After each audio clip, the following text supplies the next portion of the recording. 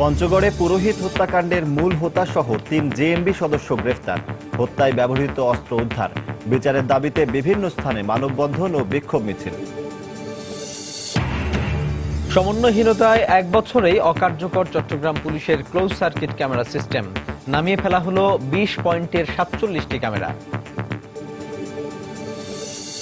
প্রশিক্ষণপ্রাপ্ত শিক্ষকের অভাবে সৃজনশীল ব্যবস্থার সঙ্গে অভ্যস্ত হতে পারছে না শিক্ষার্থীরা। স্বীকার করে মন্ত্রী জানালেন, সংকট উত্তরণের চেষ্টা চলছে। এবং ময়মনসিংহের গৌরীপুর রেল স্টেশনের কাছে লোকাল ট্রেনের বগি ও ইঞ্জিন লাইনচ্যুত। নেত্রকোনার সঙ্গে ট্রেন চলাচল বন্ধ, উদ্ধার কাজ চলছে।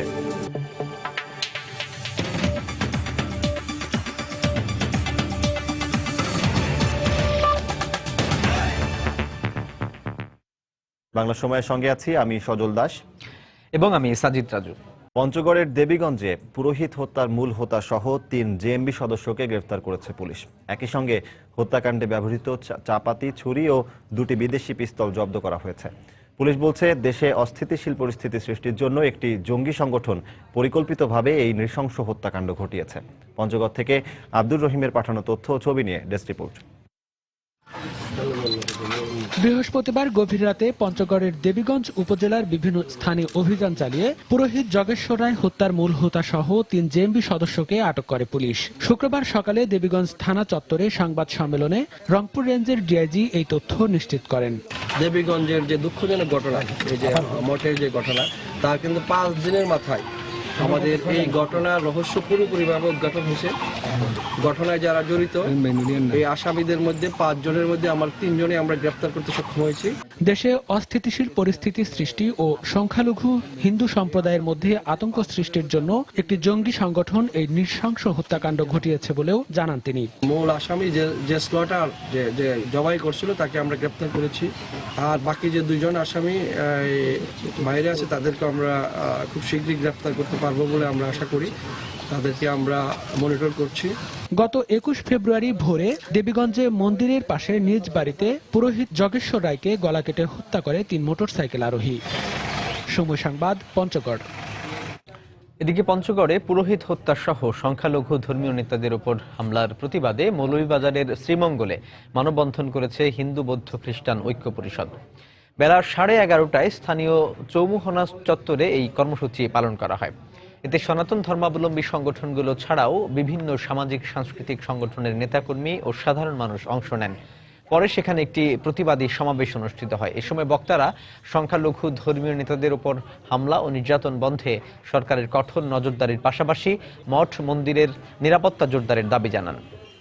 রাজধানী সহ সারা দেশের শিক্ষা প্রতিষ্ঠানে সৃজনশীল শিক্ষা ব্যবস্থার সঙ্গে এখনও অভ্যস্ত হতে পারছে না শিক্ষার্থীরা। তাই অভিভাবকরা বাধ্য হচ্ছেন গৃহশিক্ষক ও কোচিং সেন্টারের উপর নির্ভর করতে। এজন্য ক্লাসরুমে পর্যাপ্ত সময় না পাওয়া আর প্রশিক্ষণপ্রাপ্ত শিক্ষকের অভাবকে দায়ী করছেন শিক্ষাবিদরা। পর্যাপ্ত প্রশিক্ষণ না থাকার কথা স্বীকার করে শিক্ষামন্ত্রী বলছেন, সংকট উত্তরণের চেষ্টা করছে সরকার। বিস্তারিত শরীফুল ইসলামের রিপোর্টে। সৃজনশীল শিক্ষা ব্যবস্থার মাধ্যমে শিক্ষার্থীদের মেধার বিকাশ হয়। পাশাপাশি পরীক্ষায় প্রশ্নপত্র ফাঁস রোধে ২০০৬ সালে মাধ্যমিককে সৃজনশীল পদ্ধতির প্রচলন করা হয়। কিন্তু 10 বছর হয়ে গেলেও এই পদ্ধতির সাথে অভ্যস্ত হতে পারেনি শিক্ষার্থীরা। অভিভাবকদের অভিযোগ, এই পদ্ধতিতে ভালো করতে হলে যেভাবে পড়ানো উচিত সেভাবে পড়ানো হচ্ছে না। কিছু কিছু জিনিসে প্রবলেম হয়, তখন ওনারা বোঝাতে একটু প্রবলেম করে। স্যাররা এতটাই কমার্শিয়াল উপর সৃজনশীলের কারণে বলে সব তোমরা নিজেরাই পড়ে নাও। প্রশ্নটা এবং এটার উত্তরটা রিপ্লাইটা কিভাবে হবে, এটা সঠিকতা যাচাই সে ধরতে পারতেছে না। আরো বোঝানো উচিত বাচ্চাদেরকে। অনেক সময় বাসায় যাইয়া বলে, আম্মু এই অঙ্কটা করাইছে, এটা তো বুঝি নাই স্কুলে। টিচার যদি ভালো ট্রেনিং পান, হ্যাঁ, বা এর উপরে কিছু কোর্স করানো হয়, তাহলে তো সমস্যা হওয়ার কথা না। একটি বেসরকারি প্রতিষ্ঠানের গবেষণায় দেখা গেছে, সৃজনশীল পদ্ধতি বুঝতে শিক্ষার্থীরা গাইড বইয়ের সাহায্য নেন ৯২%, গৃহশিক্ষকের সহায়তা নেন ৬৭%, আর শিক্ষকরা গাইড বইয়ের সহায়তা নেন ৪৭%। সরকারি ও নিবন্ধনকৃত স্কুলের শিক্ষকবৃন্দ প্রশিক্ষণ পেলেও নতুন জাতীয়করণ করা ২৬,০০০ শিক্ষা প্রতিষ্ঠানের শিক্ষকরা এখনো পর্যাপ্ত প্রশিক্ষণ পাননি। তাই সংকট দূর করা যাচ্ছে না বলে মত এই শিক্ষাবিদের। ৬০ জন শিক্ষার্থী যেখানে গড়ে একজন শিক্ষকের বিপরীতে প্রশিক্ষণের দিকেও ঘাটতি আছে। সেই শিক্ষকের কাছে তো আশা করা মুশকিল যে তিনি সৃজনশীল পদ্ধতি পুরোটা চর্চা করতে পারবেন ক্লাসরুমের ভেতরে। সৃজনশীল ব্যবস্থার সর্বোচ্চ সুবিধা নেওয়ার জন্য শিক্ষকদের ক্লাসে মনোযোগের পাশাপাশি অভিভাবকদের সচেতন হওয়ার আহ্বান জানান শিক্ষামন্ত্রী। আমরা যে ট্রেনিং দিছি সেটা আমি অস্বীকার করি, যথেষ্ট না। ট্রেনিং দিচ্ছি, চেষ্টা নিতেছি, দক্ষতা বাড়াবার চেষ্টা করতেছি। ওই টিচারও বুঝতেছেন যে তাকে ওইটা না করলে তার ক্লাস করে দিতে পারবেন না। ফলপ্রসূ সৃজনশীল ব্যবস্থা কাজে লাগাতে শিক্ষকদের প্রশিক্ষণের পাশাপাশি ক্লাসের সময় বাড়ানোর তাগিদ সংশ্লিষ্টদের। শরীফুল ইসলাম, সময় সংবাদ, ঢাকা।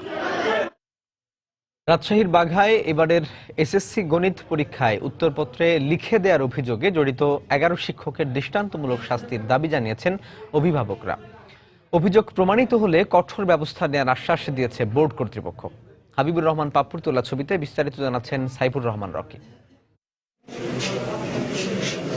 শিক্ষকদের বলা হয় মানুষ গড়ার কারিগর, কিন্তু কতিপয় অসৎ শিক্ষক পরীক্ষায় নকল সরবরাহকারী হিসেবে চিহ্নিত হচ্ছেন। গত মঙ্গলবার এমনই এক ঘটনা ঘটেছে রাজশাহীর বাঘায়। এসএসসি গণিত পরীক্ষা চলাকালে কেন্দ্রের বাইরে উত্তরপত্র লিখে দেওয়ার অভিযোগে 11 জন শিক্ষক ও এক শিক্ষার্থীকে হাতে নাতে আটক করে পুলিশ। পরে সেদিনই তাদের বিরুদ্ধে মামলা দায়ের হলে আদালতের মাধ্যমে জেল হাজতে পাঠানো হয়। অভিভাবকদের অভিযোগ, পরীক্ষার্থীদের কাছ থেকে টাকার বিনিময়ে কেন্দ্রে নকল সরবরাহের চুক্তি করেন তারা। এতে ক্ষতিগ্রস্ত হচ্ছে মেধাবীরা। টাকা দিয়া আপনার 2টি করে পাতা আছে, 2টি করে পাতা সই করে নিজে আমি দেখেছি দিতে। শিক্ষকরাই যদি নকল ছাত্রকে দেয় তাহলে শিক্ষা তারা পাবে না, শিক্ষা থেকে বরঞ্চ বঞ্চিত হবে। শিক্ষা বোর্ডের দায়িত্বশীলরা বলছেন, অভিযোগ প্রমাণিত হলে কেন্দ্র বাতিল সহ জড়িত শিক্ষকদের বিরুদ্ধে কঠোর ব্যবস্থা নেওয়া হবে। এই প্রতিষ্ঠান নিতে পারছে না, আমাদের সহযোগিতা করতে পারছে না নিয়ম মাফিক, আমরা তাকে সেখানে সেই প্রতিষ্ঠান বাতিল করে দেবো, কেন্দ্র রাখবো না। প্রধান শিক্ষকের তো আমরা অবশ্য ব্যবস্থা নিবই। আর অনৈতিক এই কাজের সাথে জড়িত শিক্ষকদের চাকরিচ্যুত করা হবে বলে জানালেন আঞ্চলিক শিক্ষা কর্মকর্তা। কোনোভাবেই তাদেরকে শিক্ষা বিভাগের পক্ষ থেকে ছাড় দেওয়ার কোনো সুযোগ নেই। তারা দোষী সাব্যস্ত হলে তারা চাকরিচ্যুত হবেন। আর এ ঘটনার সাথে জড়িতদের আইন অনুযায়ী ব্যবস্থা নেওয়ার আশ্বাস দিলেন পুলিশ। গ্রেপ্তার করার পরে তাদেরকে কোর্টে চালান দেওয়া হয়েছে। তদন্ত শেষে কোর্টের যেটা আদেশ আসে সেই আদেশ অনুযায়ী পুলিশ ব্যবস্থা গ্রহণ করবে। এ ঘটনায় বুধবার বিদ্যালয় পরিদর্শক দেবাশিস রঞ্জন রায়কে প্রধান করে রাজশাহী শিক্ষা বোর্ড একটি তদন্ত কমিটি গঠন করেছে। কমিটিকে 5 কার্যদিবসের মধ্যে প্রতিবেদন জমা দিতে বলা হয়েছে। সাইফুর রহমান রকি, সময় সংবাদ, বাঘা, রাজশাহী। বাংলা সময় আরো থাকছে। গাজীপুরের এফআরসি পোশাক কারখানায় সুতা আমদানির আড়ালে নিষিদ্ধ সিগারেট আনার ঘটনায় গ্রেপ্তার 4 শিপিং ব্যবসায়ীর জামিন নামঞ্জুর, কারাগারে প্রেরণ। বন্দরনগরী চট্টগ্রামে সিটি কর্পোরেশনের সঙ্গে সমন্বয়হীনতার কারণে 1 বছরের মাথায় অকার্যকর হয়ে পড়েছে পুলিশের close circuit camera system. Billboard উচ্ছেদের কারণে অপটিক্যাল ফাইবার কাটা পড়ার পাশাপাশি নামিয়ে আনতে হয়েছে অন্তত 20টি পয়েন্টে 47টি ক্যামেরা। এই অবস্থায় অপরাধী শনাক্তে ব্যক্তিগতভাবে লাগানো সিসি ক্যামেরার উপর ভরসা করতে হচ্ছে পুলিশকে। বিস্তারিত জানাচ্ছেন কমল দে। গত 1 বছরের বেশি সময় ধরে অপরাধের পর অপরাধী শনাক্তে বড় ধরনের ভূমিকা রেখে আসছে সিসিটিভি ক্যামেরার ফুটেজ। এরই অংশ হিসেবে পুলিশের পক্ষ থেকে নগরের গুরুত্বপূর্ণ 26টি পয়েন্টে 99টি ক্যামেরা লাগানোর পর নগরবাসীর কাছেও আহ্বান জানানো হয়েছিল ক্যামেরা স্থাপনের জন্য। কিন্তু শেষ পর্যন্ত প্রমাণিত হলো পুলিশের এই ক্যামেরা লাগানোর পদ্ধতি ছিল অনেকটা অপরিকল্পিত। পুলিশের অধিকাংশ ক্যামেরা স্থাপন করা হয়েছিল অবৈধ বিলবোর্ডের পিলারে। বর্তমানে বিলবোর্ডগুলো কাটা যাওয়ার ফলে আমাদের অপটিক্যাল ফাইবারের লাইনগুলো কাটা গেছে, যার ফলে ক্যামেরাগুলো বর্তমানে বন্ধ আছে। এসব ক্যামেরা স্থাপনের পর নিয়ন্ত্রণ কক্ষ থেকে পরিস্থিতি পর্যবেক্ষণ করত পুলিশের ঊর্ধ্বতন কর্মকর্তারা। কিন্তু বর্তমানে ক্যামেরা সিস্টেম অকার্যকর থাকায় কিছুটা ভোগান্তিতে পড়েছেন তারা। 26টি পয়েন্টে 99টি সিসিটিভি ক্যামেরা লাগানো হয়েছিল। তার ভিতরে এখন 52টি সচল আছে। বিলবোর্ড যেখানে যেখানে কাটা হয়েছে তার সাথে কিছু কিছু কানেক্টেড ছিল, সেগুলো আপাতত অ্যাক্টিভ নেই। এরপরে যেটা হচ্ছে, আমরা আগে যেসব পয়েন্টগুলোতে সার্বক্ষণিক মনিটরিং করতে পারতাম, সেখানে ওই মনিটরিং ব্যবস্থাটা একটু দুর্বল হয়েছে। শেষ পর্যন্ত নিজেদের ভুল বুঝতে পেরে ক্যামেরা লাগানোর ক্ষেত্রে কৌশলে পরিবর্তন আনতে যাচ্ছে পুলিশ প্রশাসন। বিলবোর্ডের কারণেই ক্যামেরাগুলো ক্ষতিগ্রস্ত হলো। বিলবোর্ডে তো ক্যামেরাগুলো লাগানো ছিল, যেহেতু বিলবোর্ডটা রাস্তা জুড়ে ছিল, বিলবোর্ডটা সরিয়ে দেওয়া হয়েছে। এখন ক্যামেরাগুলো লাগাবো বড় বড় বিল্ডিং এর উপরে। পুলিশ কর্মকর্তারা জানান, গত 1 বছরে সিসিটিভি ক্যামেরার ফুটেজ পর্যবেক্ষণ করে বায়েজিৎ মাজারে জোড়া খুনের খুনি শনাক্ত সহ অন্তত 20টি বড় ধরনের অপরাধের রহস্য উন্মোচন হয়েছে। কমল দে, সময় সংবাদ, চট্টগ্রাম। ময়মনসিংহের গৌরীপুর রেল স্টেশনের কাছে লোকাল ট্রেনের একটি বগি ও ইঞ্জিন লাইনচ্যুত হয়েছে। এতে ময়মনসিংহের সঙ্গে নেত্রকোনার ট্রেন চলাচল বন্ধ রয়েছে। দুর্ঘটনার 3.5 ঘন্টা পর লাইনচ্যুত বগি ও ইঞ্জিন উদ্ধার কাজ শুরু হয়েছে। বিস্তারিত হারুনুর রশিদের রিপোর্টে। শুক্রবার দুপুর 12টার দিকে মোহনগঞ্জ থেকে ময়মনসিংহগামী একটি লোকাল ট্রেন গৌরীপুর রেল স্টেশনের হোম সিগন্যালে এসে দুর্ঘটনার কবলে পড়ে। ত্রুটিপূর্ণ লাইনের কারণে ট্রেনের ইঞ্জিন ও একটি বগি লাইনচ্যুত হয়ে যায়। এ সময় হুড়োহুড়ি করে নামতে গিয়ে কমপক্ষে 5 জন আহত হয়। দুর্ঘটনার কারণে ময়মনসিংহ মোহনগঞ্জ ও ময়মনসিংহ জারিয়া রেলপথে ট্রেন চলাচল বন্ধ রয়েছে। প্রথম সোজা 3 নম্বর যে লাইনটা ইঞ্জিনের সামনের চাকায় যে ঢুকছে আর গাড়ি ঢুকছে 2 নম্বর লাইনে, তখন পাতারিও পড়ে গেছে। সাথে 2-3টা ফুলাওয়ান আছেন ছোট, এরা ফালায় জাফায় পড়ছে যে আটু দুঃখ পাইছে। আর 2টা মহিলার মাথার মধ্যে আঘাত হয়েছে। ইঞ্জিন ওইদিকে ঢুকছে পশ্চিম পাশের লাইনে, ফট করে গট গট গট শব্দ হইতেছে, তো ইঞ্জিন ঘুরান দিয়ে সেরে এইদিকে এসে লাভ দিয়ে পড়ছে। এই হলো অবস্থা। তো ইঞ্জিন একদিকে, বগিগুলো গেছে আরেকদিকে। এদিকে দুর্ঘটনার 3.5 ঘন্টা পর ময়মনসিংহ লোকোশেড থেকে উদ্ধারকারী ট্রেন এসে উদ্ধার তৎপরতা শুরু করেছে।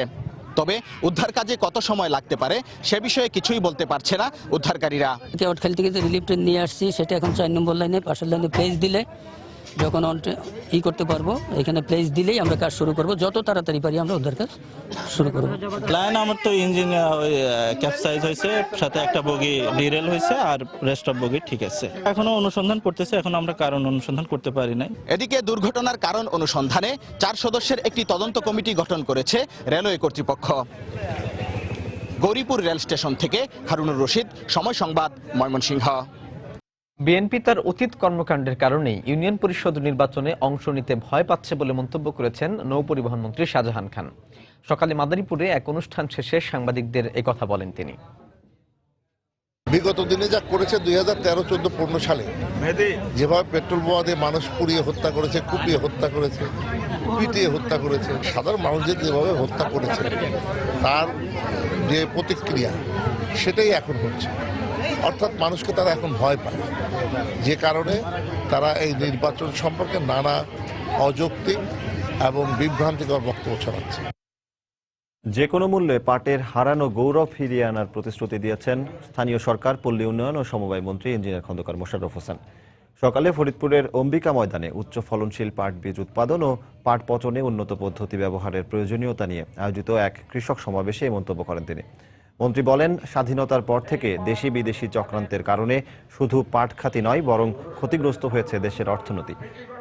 জেলার 5 শতাধিক পাট চাষিদের উপস্থিতিতে অনুষ্ঠানে বিশেষ অতিথির বক্তব্যে বস্ত্র ও পাট প্রতিমন্ত্রী মির্জা আজম জানান, পাট উৎপাদনের ক্ষেত্রে যে কোনো সমস্যার সমাধানে বিশেষ মনিটরিং সেল গঠন করবে সরকার।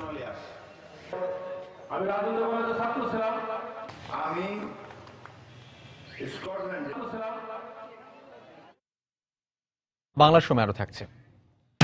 সাতক্ষীরায় এক গৃহবধূকে শ্বাসরোধ করে হত্যার অভিযোগ। অভিযুক্ত স্বামী পলাতক। হত্যা নাকি আত্মহত্যা খতিয়ে দেখা হচ্ছে বলছে পুলিশ।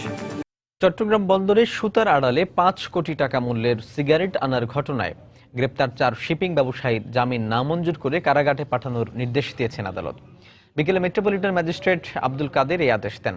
এর আগে গতকাল বিকেলে এই ঘটনায় আটক সাকি শিপিং এর ব্যবস্থাপনা পরিচালক আনোয়ার শওকত আফসার সহ 4 জনকে এই মামলায় গ্রেপ্তার দেখানো হয়। পরে আজ বিকেলে আসামিদের আদালতে হাজির করা হলে তাদের জামিন আবেদন করেন আইনজীবীরা। দুপক্ষের শুনানি শেষে বিচারক তাদের জামিন নামঞ্জুর করে কারাগারে পাঠানোর নির্দেশ দেন। এ সময় ছবি ধারণ করতে গেলে সময় সংবাদের চিত্র সাংবাদিককে বাধা দেয় আসামি পক্ষের এক আইনজীবী। গত 10 ফেব্রুয়ারি সুতা আমদানির আড়ালে হো চি মিন নামে একটি জাহাজে করে প্রায় 5 কোটি টাকা মূল্যের সিগারেট আমদানি করা হয়। পরে এই ঘটনায় চট্টগ্রাম কাস্টমসের সহকারী রাজস্ব কর্মকর্তা সাদিকুর রহমান, আমদানিকারক প্রতিষ্ঠান গাজীপুরের FRC নিজ কম্পোজিটের 2 জন এবং 4 শিপিং ব্যবসায়ীর বিরুদ্ধে মামলা করেন।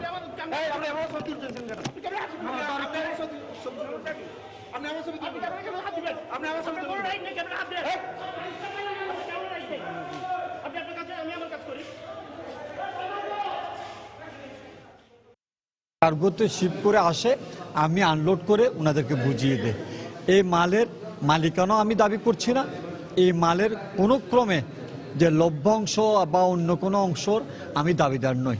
আইনের ব্যাখ্যার ক্ষেত্রে সঠিকভাবে বুঝেন নেই বিদায় আমাদেরকে, আমরা নির্দোষ, তবুও আমাদেরকে এই মামলা ইমপ্লিকেট করে দিয়েছেন। আপাতত উনি এটাকে নামঞ্জুর করেছেন।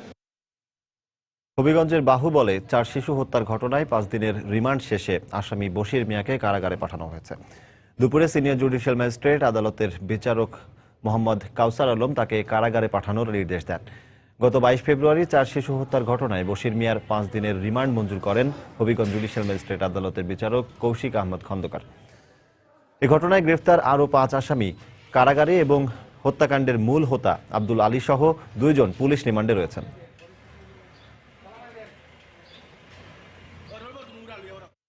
বগুড়ায় করতোয়া নদী থেকে অবৈধভাবে বালু উত্তোলনের অপরাধে একটি বেসরকারি প্রতিষ্ঠানকে 1.5 লাখ টাকা জরিমানা করেছেন ভ্রাম্যমাণ আদালত। সকালে সদর উপজেলা নির্বাহী কর্মকর্তা শাহানা আক্তারের নেতৃত্বে অভিযান চালায় ভ্রাম্যমাণ আদালত। এ সময় TMSS নামের ওই প্রতিষ্ঠানটিকে অবৈধভাবে বালু উত্তোলন করায় 1.5 লাখ টাকা জরিমানা এবং অনাদায়ে প্রতিষ্ঠানের মালিককে 3 মাসের কারাদণ্ডাদেশ দেন ভ্রাম্যমাণ আদালত।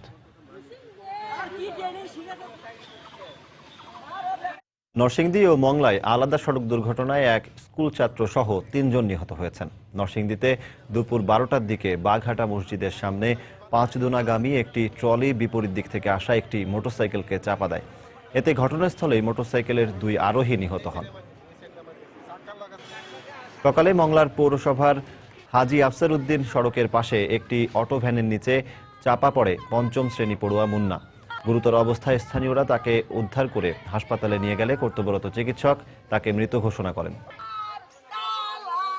সাতক্ষীরায় শাহানা আক্তার কেয়া নামে এক গৃহবধূকে শ্বাসরোধ করে হত্যার অভিযোগ উঠেছে তার স্বামীর বিরুদ্ধে। ঘটনার পর স্বামী আনোয়ারুল ইসলাম পলাতক রয়েছেন। পুলিশ ও স্বজনরা জানায় গতকাল দুপুরে দেবহাটা উপজেলার বহেরা গ্রামে পারিবারিক কলহের জের ধরে গৃহবধূ শাহানা আক্তার কেয়াকে ব্যাপক মারধর করে স্বামী আনোয়ারুল ইসলাম। পরে তাকে শ্বাসরোধ করে হত্যা করে ফ্যানের সঙ্গে ঝুলিয়ে রাখা হয় বলে জানায় নিহতের 5 বছর বয়সী ছেলে রাত। খবর পেয়ে ঘটনাস্থল থেকে নিহতের লাশ উদ্ধার করে সাতক্ষীরা সদর হাসপাতালের মর্গে পাঠায় পুলিশ। তবে এটি হত্যা না আত্মহত্যা সে ব্যাপারে নিশ্চিত করে জানাতে পারেনি পুলিশ। স্টেপ ফাদারও, যার জন্য ও বলছে কাকু বলে সম্বোধন করে ওকে, বুঝছে মামা আমার কাকু ওই আমার আম্মুরি মারিছে, মামা আমার কাকু ওই খাটের পরে ওই চেয়ারটা তুলে ওই চেয়ারের পর তুলেছিল, চেয়ারের পর তুলে তারপরে উন্না দিয়ে ফ্যানের সাথে পেঁচাই দিল। আমরা তখন তুমি কি করছিলে? বলছে মামা আমি ভয়তে মামা টেবিলের তলায় গিয়ে পলাইছিলাম মামা। চেয়ারটা গদির ওপর দে, তারপরে আম্মুর বসাই দিয়েছে, তারপরে উন্নাটা ফ্যানের উপর বেঁধে দেয়, ওই ফ্যানের উপর বেঁধে দেয়, তারপরে কলাই জড়িয়ে দেয়, তারপরে বাথরুমে বেডে চলে গেছে। দেবহাটা থানায় একটি ইউডি মামলা করা হয়েছে। ময়নাতদন্তের রিপোর্ট আসার পরে এটা বোঝা যাবে এটি হত্যা না আত্মহত্যা, এবং তারপরে মামলার মোটিভটা আমরা নির্ধারণ করতে পারব। গোপালগঞ্জে জমি সংক্রান্ত বিরোধের জের ধরে দুদল গ্রামবাসীর সংঘর্ষে একজন নিহত হয়েছেন। এ ঘটনায় আহত হয়েছেন আরও অন্তত 5 জন। সকালে সদর উপজেলার নকরিরচর গ্রামে এ সংঘর্ষের ঘটনা ঘটে। পুলিশ জানিয়েছে আধিপত্য বিস্তার ও চরের জমির মালিকানা নিয়ে দীর্ঘদিন ধরে বিরোধ চলছিল ওই গ্রামের 2টি পরিবারের মধ্যে। আজ সকালে বিরোধপূর্ণ জমিতে বালু তোলাকে কেন্দ্র করে দুপক্ষের লোকজন দেশীয় অস্ত্রশস্ত্র নিয়ে সংঘর্ষে জড়িয়ে পড়ে। এতে উভয় পক্ষের অন্তত 6 জন আহত হয়। পরে তাদেরকে উদ্ধার করে গোপালগঞ্জ জেনারেল হাসপাতালে নিয়ে গেলে এদের মধ্যে কবির সর্দার নামে একজনের মৃত্যু হয়। এই ঘটনায় এলাকায় অতিরিক্ত পুলিশ মোতায়েন করা হয়েছে।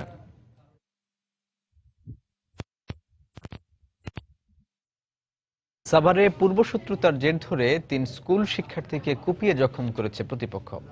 গতকাল রাতে জামসিং এলাকায় এই ঘটনা ঘটে।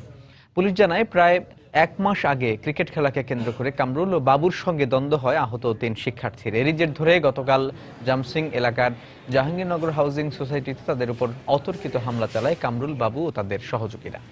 এ সময় 3 শিক্ষার্থীর হাতে পায়ে ধারালো অস্ত্র দিয়ে কুপিয়ে আহত করে পালিয়ে যায় তারা। পরে গুরুতর অবস্থায় তাদেরকে উদ্ধার করে এনাম মেডিকেলে ভর্তি করা হয়।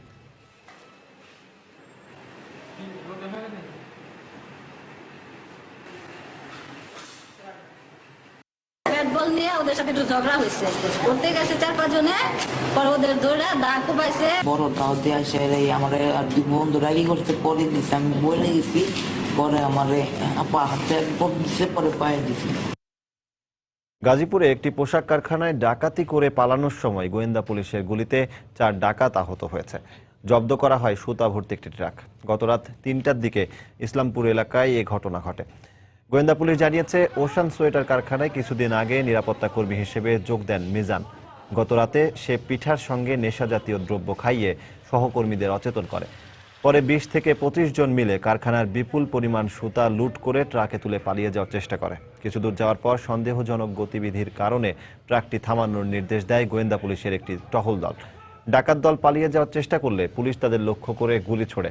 বাকিরা পালিয়ে গেলেও গুলিবিদ্ধ 4 জনকে উদ্ধার করে শহীদ তাজউদ্দিন মেডিকেল কলেজ হাসপাতালে ভর্তি করা হয়।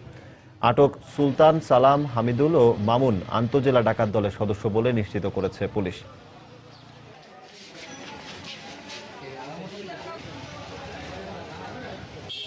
চারজন ডাকাতকে আমরা গুলিবিদ্ধ অবস্থায় উদ্ধার করেছি। তাদের সাথে আমরা দেখেছি তাদের নাম, ঠিকানা ও তাদের বিরুদ্ধে অনেক মামলা রয়েছে বিভিন্ন থানায়, এবং প্রায়ই তারা এই চক্রটা কাজী বলে বিভিন্ন জায়গায় ডাকাতি করার চেষ্টা করে।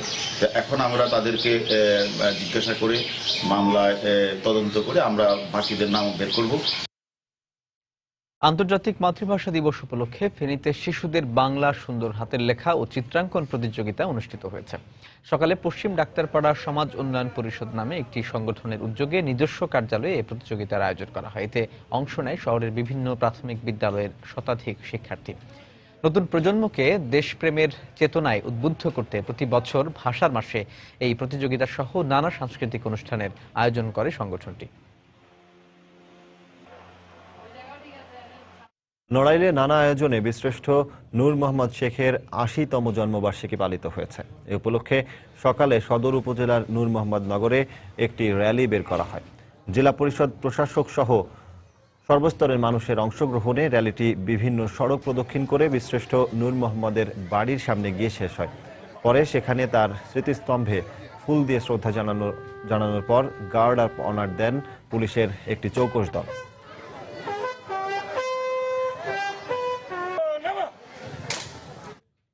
আগামী 17 এপ্রিল 5 বছর পূর্ণ করতে যাচ্ছে সময় সংবাদ। এ উপলক্ষে প্রতি শুক্রবার বাংলার সময়ে দর্শক পর্যবেক্ষণ পর্ব সম্প্রচারিত হচ্ছে। এতে সময় সংবাদ নিয়ে তাদের মতামত জানাবেন বিভিন্ন শ্রেণী পেশার মানুষ।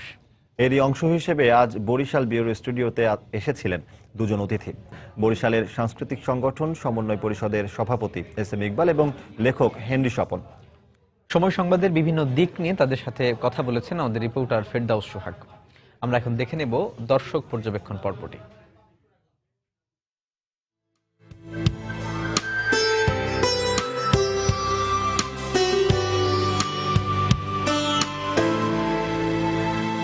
স্বাগত দর্শক পর্যবেক্ষণ অনুষ্ঠানে। আমাদের আজকের অনুষ্ঠানে উপস্থিত হয়েছেন বরিশাল সাংস্কৃতিক সংগঠন সমন্বয় পরিষদের সভাপতি জনাব এস.এম. ইকবাল এবং কবি হেনরি স্বপন। স্বপন ভাই এবং ইকবাল ভাই, আপনাদের বরিশাল স্টুডিওতে স্বাগত। দর্শক, আপনারা জানেন আগামী 17 এপ্রিল সময় সংবাদের 5 বছর পূর্ণ হতে যাচ্ছে। এই বর্ষপূর্তি উপলক্ষে আমরা বিভিন্ন অনুষ্ঠানের আয়োজন করেছি। এরই অংশ হিসাবে বরিশাল বিভাগের বিভিন্ন স্থানে ঘুরে বেরিয়েছে সময় সংবাদের টিম। সারা দেশেও একইভাবে ঘুরে বেরিয়েছে। আমরা দর্শকদের প্রাপ্তি এবং অপ্রাপ্তি নিয়ে কি কথা বলেছিলাম, দর্শকরা আমাদের সাথে কি শেয়ার করেছিলেন, সেটাই আমরা এখন দেখে আসব।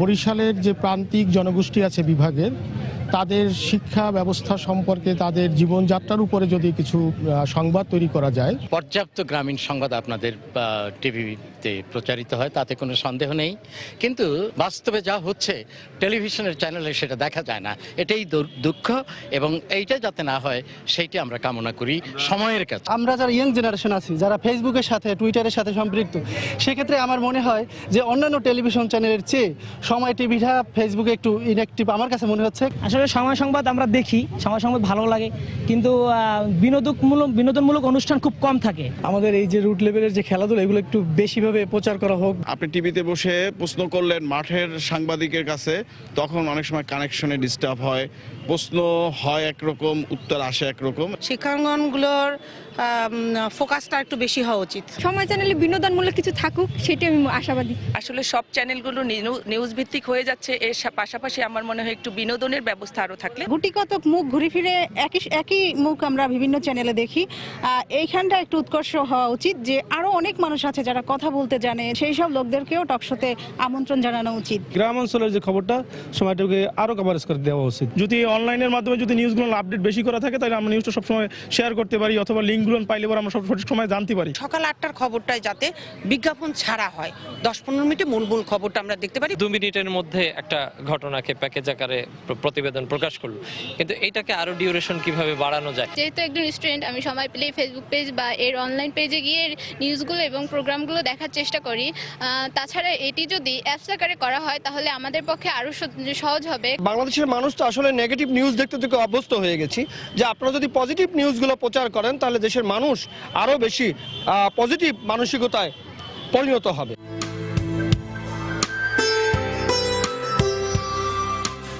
ইকবাল ভাই, এবার প্রথমে আপনার কাছে আসি। আমরা দর্শকদের, বরিশাল বিভাগীয় দর্শকদের প্রাপ্তি অপ্রাপ্তি নিয়ে শুনছিলাম কথাবার্তাগুলো। দর্শকরা যা বললেন এবং গত 5 বছরে যে সংবাদগুলো বা যে অনুষ্ঠানগুলো আমরা প্রচার করেছি, এ বিষয়ে আপনার কি মন্তব্য? দর্শকদের কথার সাথে আমি দ্বিমত পোষণ করতে পারি না। তারা তো যথার্থই বলেছেন। তারা শিক্ষার ব্যাপারে বলেছেন, তারা ফেসবুকের সম্পর্কিত বলেছেন, তারা আরও নিউজকে ফাস্ট করার কথা বলেছেন, তারা আরও সুন্দরভাবে নিউজকে উপস্থাপন করার কথা বলেছেন। আমরা তাদের সাথে একমত, দর্শকের সাথে একমত। আমিও তো নিজে একজন দর্শক।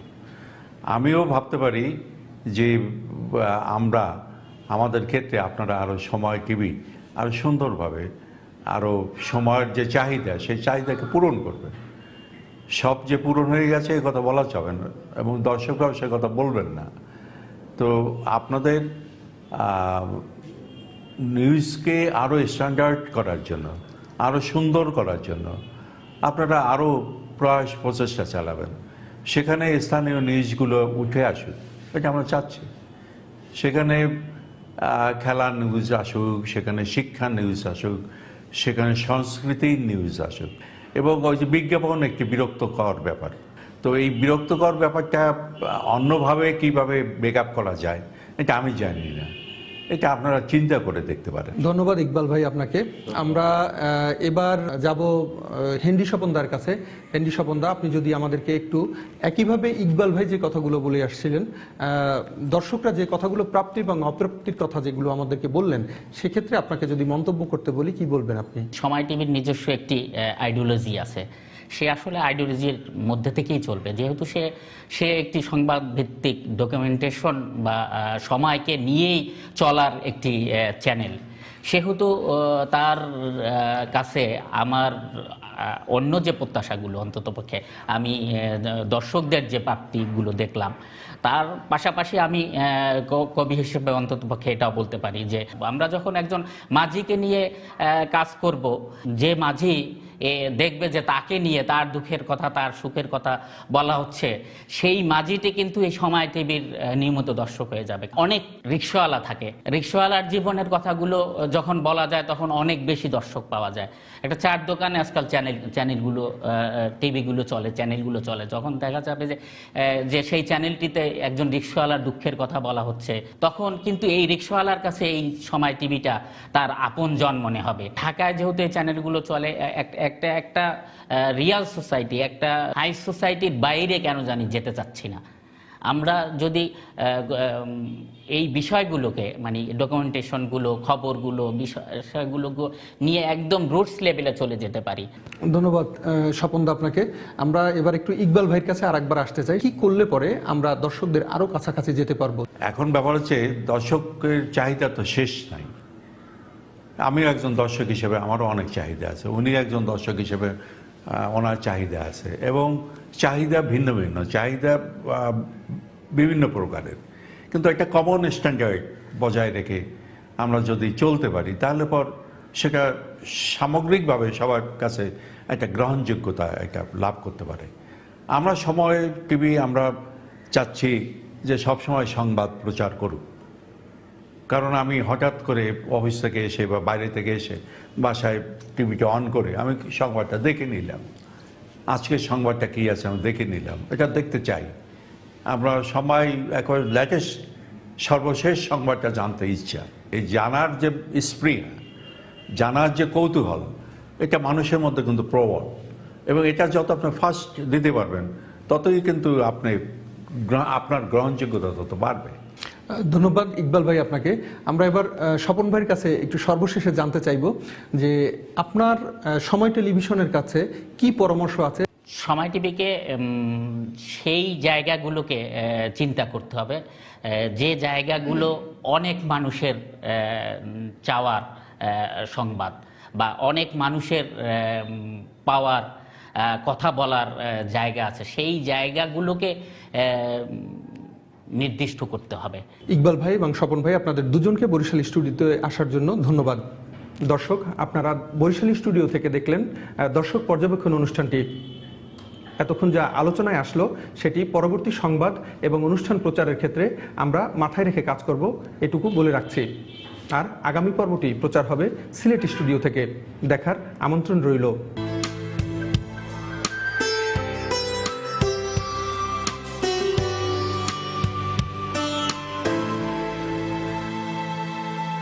সময় সংবাদের 5 বছর পূর্তি উপলক্ষে আয়োজিত দর্শক পর্যবেক্ষণ পর্বে বরিশাল ব্যুরো স্টুডিওতে এসেছিলেন বরিশালের সাংস্কৃতিক সংগঠন সমন্বয়ক পরিষদের সভাপতি এসএম ইকবাল এবং লেখক হেনরি স্বপন। দর্শক, আগামী পর্বে আগামী শুক্রবার আমরা একই ধরনের এই দর্শক পর্যবেক্ষণ অনুষ্ঠান নিয়ে আসবো আপনাদের কাছ থেকে। প্রচারিত হবে বরিশাল, আমাদের সিলেট থেকে। বাংলা সময়ের শীর্ষ সংবাদগুলো জানিয়ে দিচ্ছি আরেকবার। পঞ্চগড়ে পুরোহিত হত্যাকাণ্ডের মূল হোতা সহ 3 জেএমবি সদস্য গ্রেপ্তার। হত্যায় ব্যবহৃত অস্ত্র উদ্ধার। বিচারের দাবিতে বিভিন্ন স্থানে মানববন্ধন ও বিক্ষোভ মিছিল। সমন্বয়হীনতায় 1 বছরেই অকার্যকর চট্টগ্রাম পুলিশের ক্লোজ সার্কিট ক্যামেরা সিস্টেম। নামিয়ে ফেলা হলো 20 পয়েন্টের 47টি ক্যামেরা।